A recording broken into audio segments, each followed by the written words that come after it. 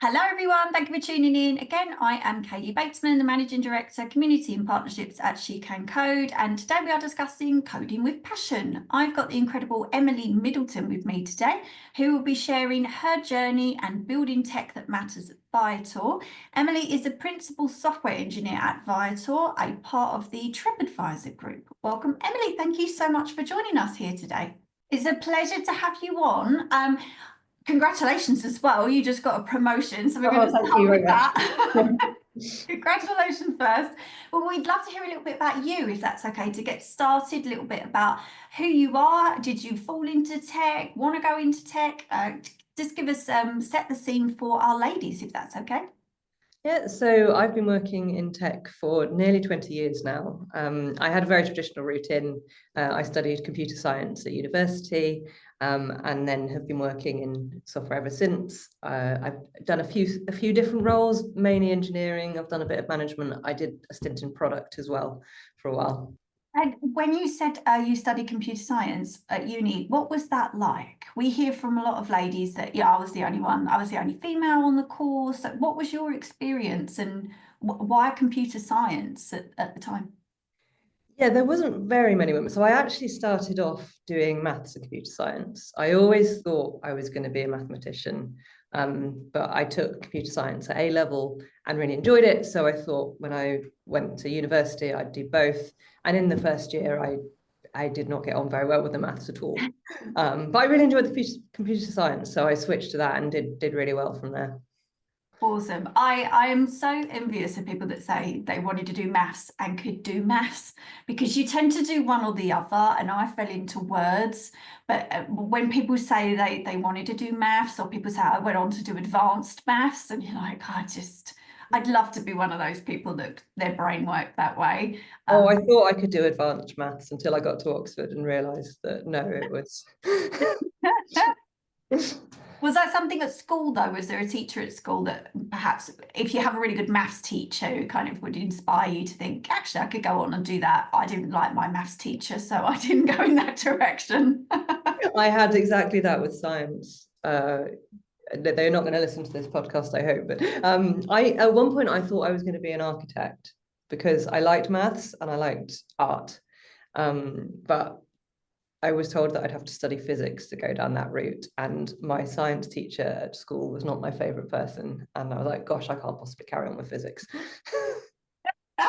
It is amazing though how those early years and who teaches you can really affect what you're thinking of doing next, and can inspire you to go in whichever direction. Yeah, definitely. On that note, can you share how your early experiences with your father's passion for programming influenced your decision to pursue a career in software engineering? Because it sounds like it come from home rather than school. Yeah, well, actually, my mum was a programmer as well, but before I was born, back when it was all punch cards. So it definitely runs in the family. And actually, my son has just started doing code club at school. He's 9. So maybe there'll be a third generation soon. But yeah, growing up, my dad worked at IBM at the Hursley campus in Hampshire. And it is just an amazing place. I don't know if you've ever been. But but IBMers stay for a very long time. Dad was there for 40 years. Yes. For a living. But then later on, he'd be like, I solved a really good bug today. And he'd tell me about it. And he was obviously really excited about it. And I think I got that same kind of itch for problem solving that he did. And I think coding sometimes has a bit of a reputation as being like quite solitary. Like you've got the stereotype of someone hidden away in a dark room tapping away. But I never really got that from Dad. Like he was quite sociable. He'd talk a lot about meeting colleagues from around the world. He'd go abroad sometimes, bring them back to our house for dinner.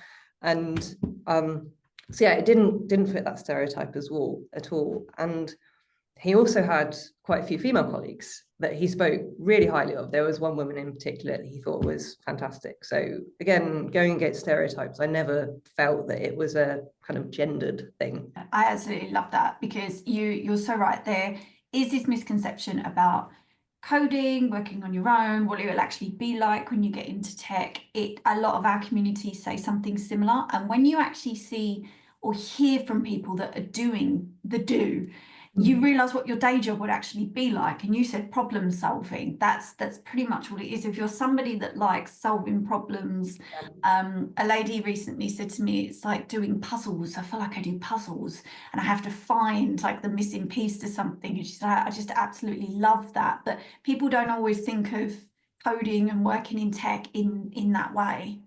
Yeah, I think fixing bugs is my favorite thing. I think if I had my dream job, I would be a consultant, just dropping into people's horrible code bases and trying to fix their little bugs. But I don't think that exists as a career path. That must be a very satisfying job when you fix one. You encourage others to focus on their passions rather than traditional career paths. How has this philosophy shaped your career, and what advice would you give to someone just starting out in tech?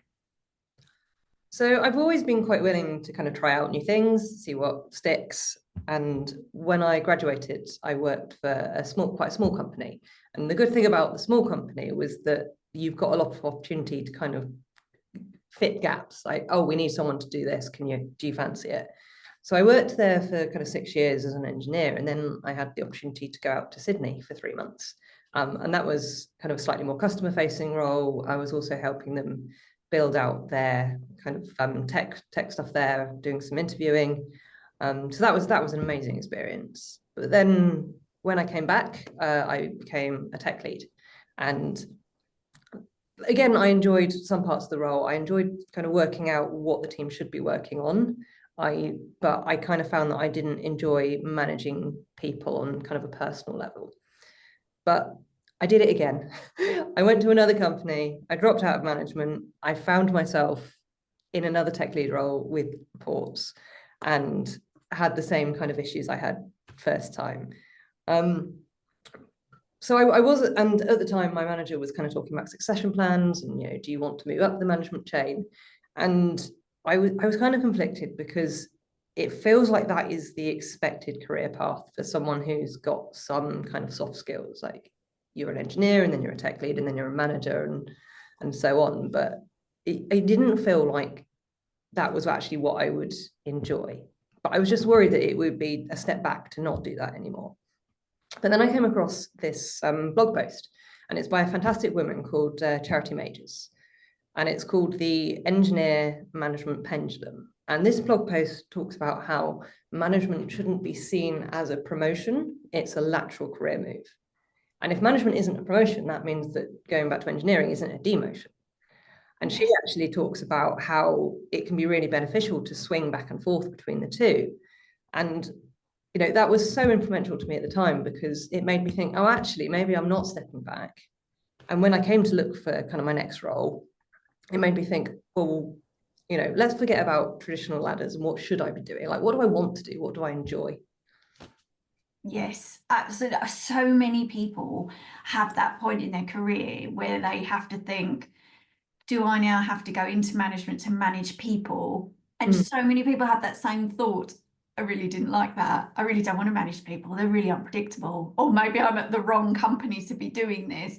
And so you're so right. You do swing between the decision and then go back and forth. And also I find that you might want to do that at a different stage in your career as well, whereas opposed to when you were first given that chance, and that's okay as well to go and learn something else on your own, and then a few years later you think I'm slightly more experienced now, but then all of those thoughts come with it as well. So many people in our community have, and especially on our live events, they ask us questions about stepping into leadership and the thoughts that you have around that time and how to deal with that. And you're right, I love the fact that you just think, just follow your passion and what you want to do, because that's what it comes down to, rather than trying to crowbar yourself into some management position where you've got to look after everyone and you are just not at all comfortable in that. And that, like yourself, you can still be successful and not have to be that traditional people manager. I think I'm picking up on what you just said about doing it at the right time. Yeah. Because you asked about advice, and the one of the kind of conference talks that I've shared with quite a few people that I've managed now, and I've said you really have to go and watch this. It's another fantastic woman, Tanya Riley, and the talk is called Being Glue. And have you heard of it? Yes. Yes. Yeah, I absolutely, that was amazing. Yes. Yeah. So it talks about how there's a kind of early career engineer that is still learning the coding a little bit, but they find ways to be helpful. Like maybe they write some documentation that's missing, or they set up a meeting because they realize people are steering off in the wrong direction. But ultimately, this person doesn't get promoted because they're told that they did not contribute enough technically.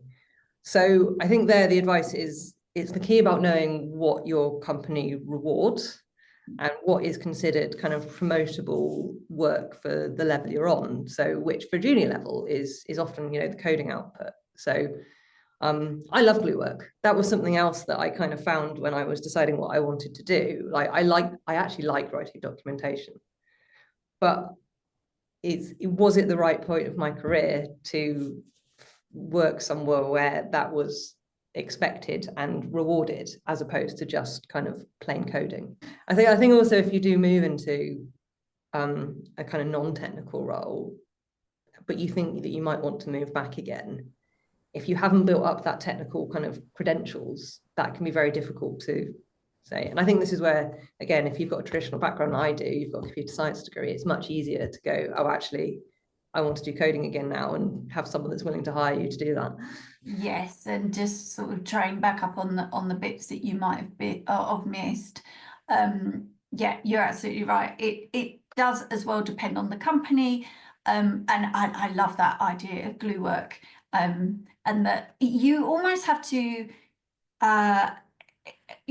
take a moment in your career and think, am I doing that? Am I only doing that? And then think, well, when I do want to go for that promotion, or I'm ready to step forward for something else, how do I move myself from the glue work into a position where I'm going to be recognized for what I want to do next? Because something I'd learned along the way as well is my employer, they're not mind readers. They don't always know that you even want to go for that role, or that you're thinking about moving up the ladder, unless you start, you know, moving into or working on things that could help you to do that. And sometimes your employer might be annoyed that you even thought, oh, you know, I'm going to have to leave because I'm maybe not doing the right things here. Whereas actually, perhaps if you'd said that you were interested, then things might have changed. But I think that's, instead of just sitting there waiting for someone to notice you sometimes. Oh, definitely. It helps to have a really good relationship with you. My manager now will tell you that I have told him constantly since I joined 4 years ago that I don't want to do management. Yeah, and just make it clear. You're absolutely right. What you want to do, and your achievements throughout the year, whatever they are. Yeah, you're absolutely right. Just being clear on that. What motivated you to join Viator, and how has the company supported your goals for career progression and work-life balance? So, as we just mentioned, I had a very good idea of what I didn't want to do. And not a lot of companies have got like a really good technical career path without going into management. So I definitely wanted that to be a focus. And as you said earlier, I've just had a promotion, so that's kind of working out so far. So I don't know if you've seen, there's a really nice diagram. It's like a Venn diagram and about how software engineering comes together. And it's got the what, the who, and the how. So the what tends to be product. You know, product managers decide what we're going to build. The managers decide who's going to build it, and the engineers decide how. And I've been in all three quadrants. I spent 18 months as a product manager, and I spent a couple of years as a manager, and I've spent a really long time as an engineer. And I kind of got to the point where I realized that I like the what and I like the how. So it's finding jobs that have that kind of intersection where you've got some kind of technical influence, but you're also kind of deep in doing the coding. So that was one motivation. I started off working, the company I first worked for wrote financial reporting software, and that was desktop software. So I found that there was not much of a feedback loop from our customers. Like, you'd write your code, you'd make a release, someone would go and install it on a computer somewhere, and you'd never hear from them again. Whereas my second job after that was in e-commerce. And you could see in real time kind of how customers were using the site. So I much preferred that. I wanted to work for something like a high traffic web application where you can kind of get in real time data about what's going on. So Viator was great from that point of view. You know, it's a very high traffic website, and I can push code, and an hour later I can see how that's flowing through the system and how it's really affecting the customers. So that was the kind of second thing on my list. And the third thing you mentioned, work-life balance. I'm a working parent. I've got a 9-year-old son. He was 5 when I started here, so he was just started school. So I really kind of value flexibility. I want to do this. I need to do school runs every now and then, but I want to, go and see him do his school plays or go to sports day. And it was really important for me to work somewhere that trusts you to manage your own schedule effectively. And actually, there's lots of other people here as well that manage their day around childcare. So it's nice not to be the outlier there. Yeah, and I find that some companies say they're flexible on work-life balance and things like, I need to go to sports day. But when actually it comes around, that's not always the case, or you feel like somebody's going to say something because you were missing, or I mean, trust is earned, but companies do tend to say, we're very flexible, and actually it's not there in the culture when you actually try and go and do that yourself. But it works both ways as well, because if you work for a company that is very flexible and lets you, take an hour in the middle of the day to go to sports day, if there's then an outage at a weekend, you're more likely to be willing to jump on and help deal with that. Whereas if you had a very rigid employer that said, no, you work 9 till 5 and that's it, something happens out of hours, you go, well, not my problem. Yeah, exactly that. You do find yourself working harder, or just okay with going that extra mile when things like that do happen, because you enjoy where you work.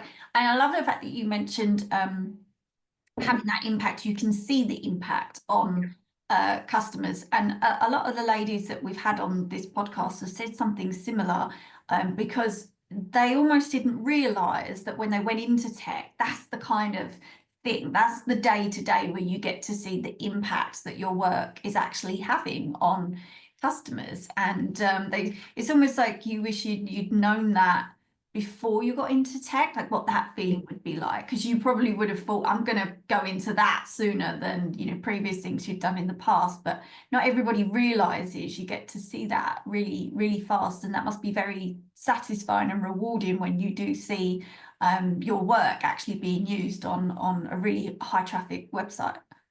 Oh, definitely. Nobody wants to feel like they've spent hours working on something that then just gets thrown away or not used. So Exactly. So leading the back-end implementation of Viator's reward scheme, that was a really significant accomplishment of yours. Can you walk us through the process and challenges of bringing that project to life? Yeah, so first few years I was at Viator, I worked on their payment system, and that was kind of within quite a large established code base.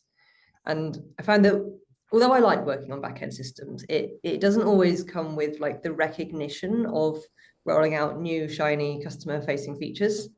So this was kind of, the reward scheme was kind of my first chance of Viator to work on something a bit more prominent, that needed to be designed from scratch rather than part of something existing.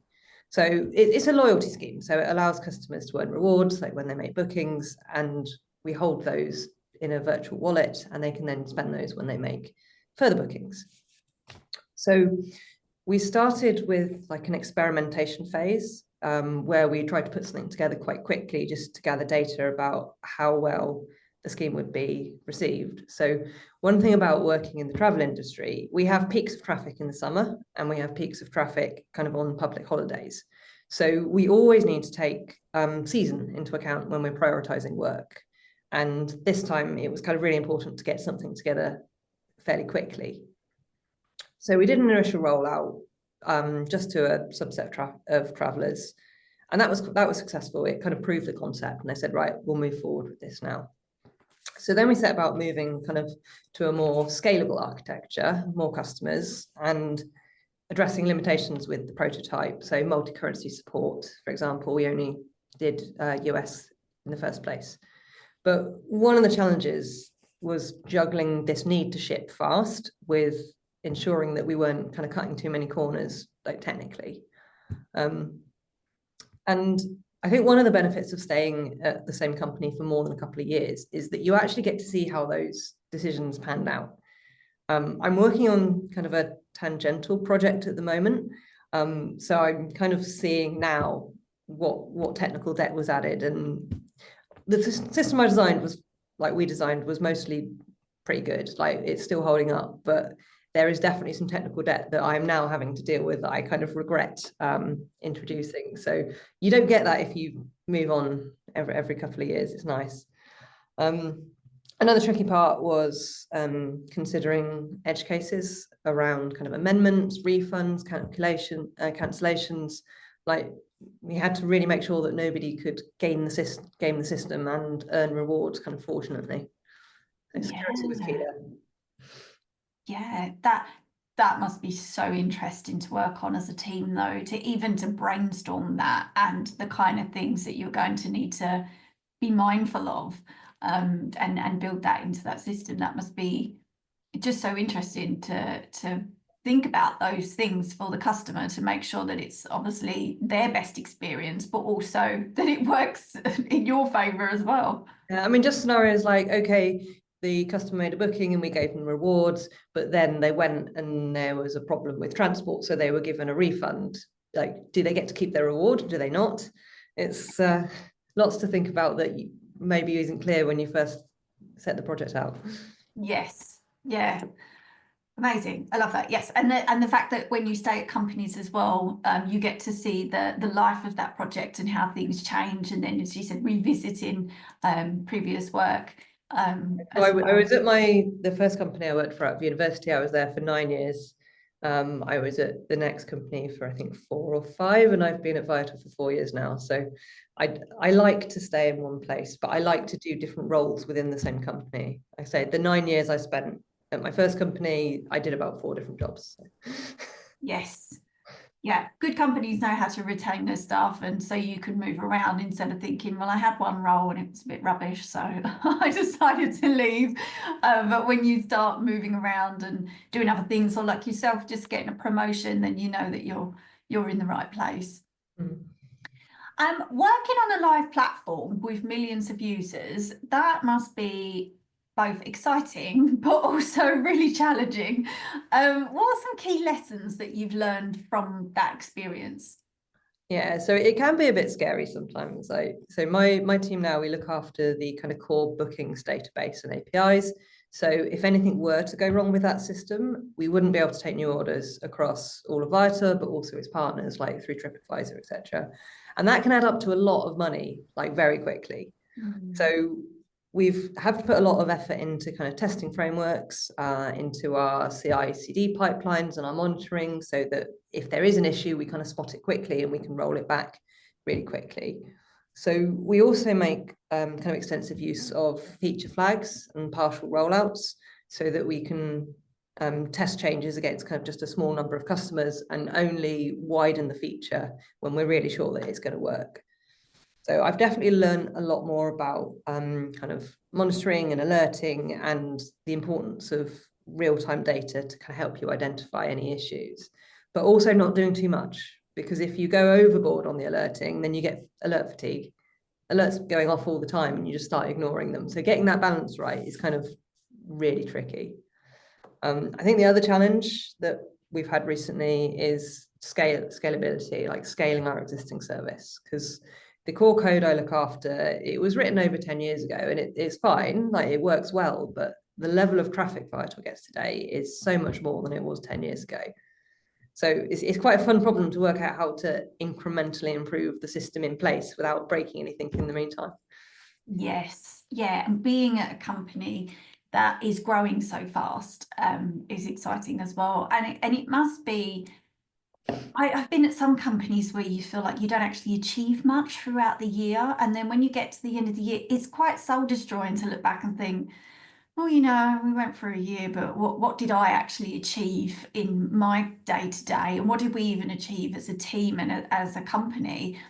Whereas when you're at a really good company that is growing and moving really fast, you look back and you go, oh my gosh, I can't believe that we achieved all of that. And you're so excited about the next year that that again helps to retain you, because you don't want to be moving around all the time as well. That you get to a point in your career where the thought of keep moving is just hell. You're like, I just don't want to do it. I don't want to move jobs again. So landing at that company where you have those opportunities and the year just speeds by, that's just so lucky when that happens, isn't it? Yeah, and I think it's good to reflect on what you have achieved quite regularly as well. I've definitely in the past got to the end of year reviews and sat down to write myself a review and gone, what have I done all year? So now I do try, and I'm not very good at it, but I do try and, you know, every couple of months go, right, if I was writing my review now, what have I done? And keep a running log of that. Otherwise, my end of year review is everything I've done in the last week and nothing else. I think, and you do forget, I had one community member tell me recently about she keeps a brag book. So every time she does something, yes, she writes it down because it's so easy to forget. And she said, I just write a little brag about me. And she said, and then I just sort of flick back and don't remember all the things that I've done. If I need that little boost, or I've had that bad day, or sometimes projects don't go to plan. And she said, sometimes I just look back and I think, you know what, I did achieve a lot. And when asked as well, when you are ready for your next role, if you're moving on, or if you're, you know, asked about an end of year review, it's all there because you've written it all down, which was such a good idea, a brag book. I'm gonna make I one. don't quite have a brag book, but sometimes if someone says something nice about me on Slack, I'll take a little screenshot and send it to my partner. Yes, I love that. Yes, just a little, that made my day. Somebody said that. With your expertise in Java, Node.js, and TypeScript, as well as financial reporting and e-commerce, what emerging technologies or trends are you excited about in the software engineering field? So I think developer productivity tooling has come on so much since I first learned to code. So back then, GitHub didn't exist. IDEs were kind of in their early days, but I didn't really know about them. And I was coding directly into Notepad and compiling it on the command line.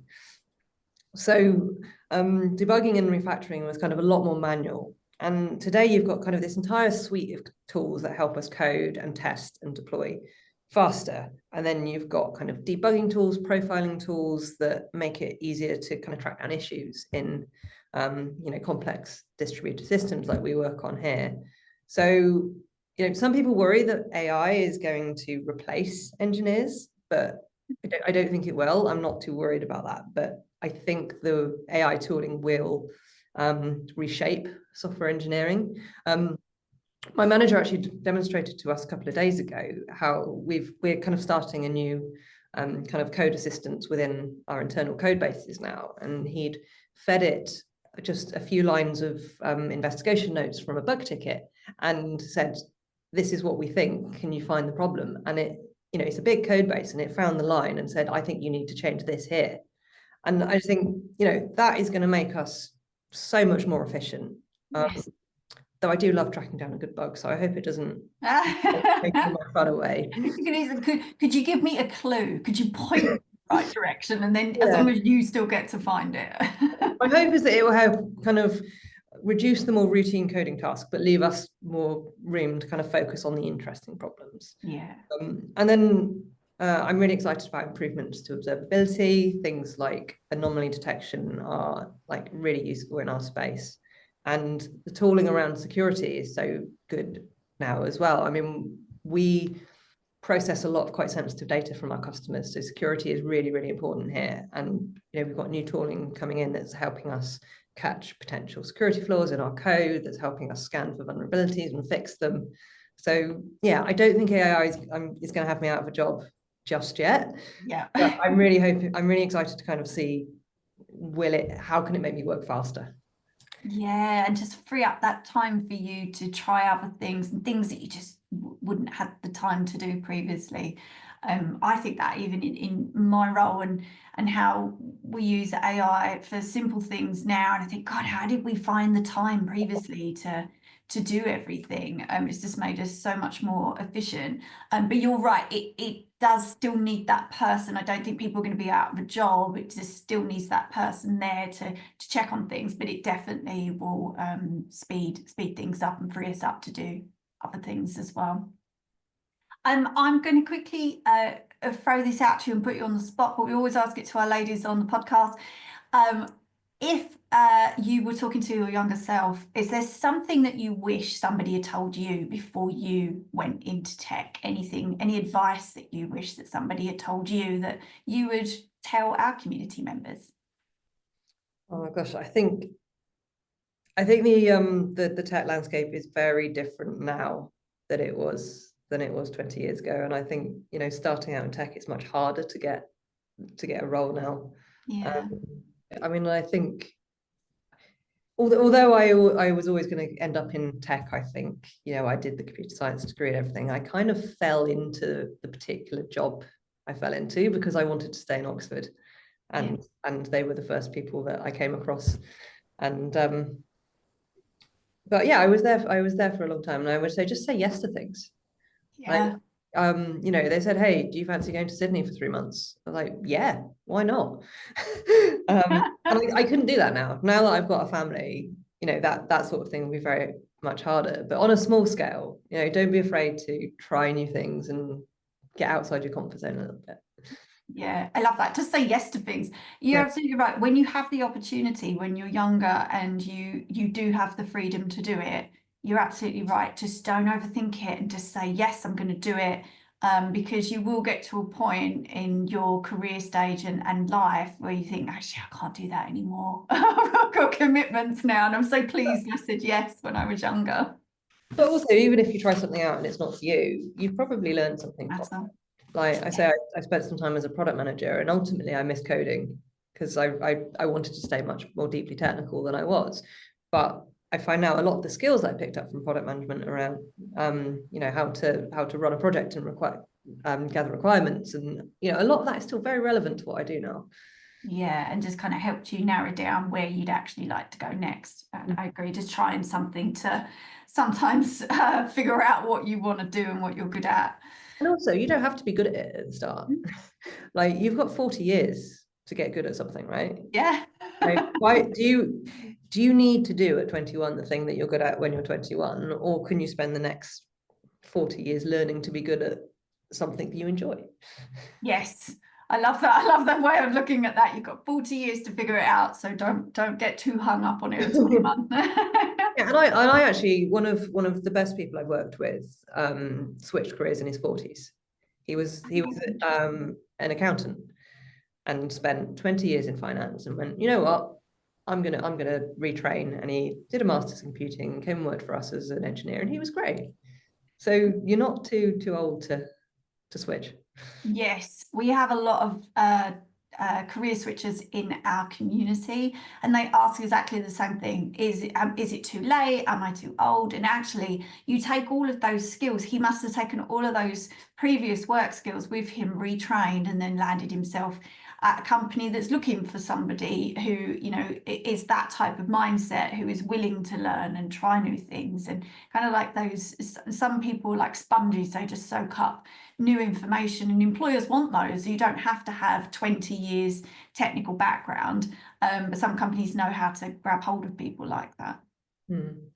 I suppose that's advice for companies as well. If you're recruiting, don't get too hung up on traditional backgrounds. I've worked with career switchers before, or people that were self-taught, don't have a computer science degree, and you know, they're fantastic. So companies risk missing out on some really good talent if they narrow their focus too much. Exactly that. I couldn't agree more. We have loads of those in our community, and I couldn't agree more with what you just said. Emily, we're already out of time. It's absolutely flown by. So thank you so much for coming on and chatting to us about what you do at Viator and your journey so far. So it's been an absolute pleasure. Oh, it's been fun. Thank you.